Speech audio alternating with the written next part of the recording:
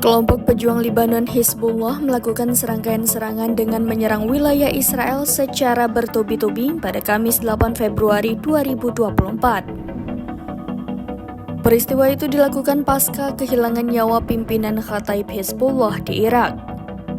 Dilaporkan Hizbullah melancarkan serangan dengan menyerang Barak Ma'aleh Golan dengan roket berat Falak. Selain itu mereka juga menyerang bangunan di permukiman Metula, tempat tentara Israel berkumpul.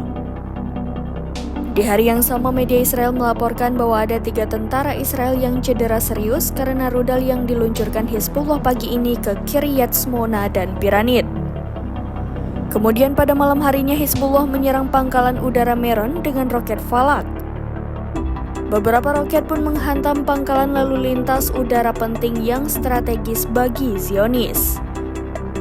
Diketahui sebelumnya pasukan Amerika Serikat telah membunuh pimpinan Khatib Hizbullah di Irak, Haji Wissam Muhammad Sabri atau Abu Bakr al-Asadi. Serangan terhadap Sadi itu dilakukan sebagai balasan atas tewasnya 3 tentara Amerika Serikat di pangkalan militernya di Yordania pekan lalu.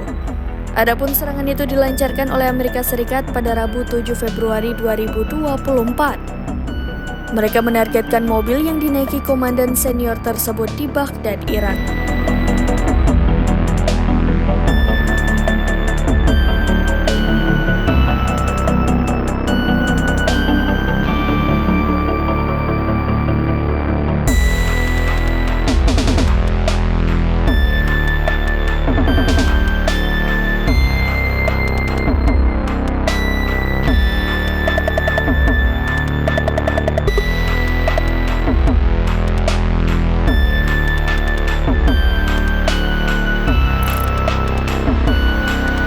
Download Tribun X sekarang, menghadirkan lokal menjadi Indonesia.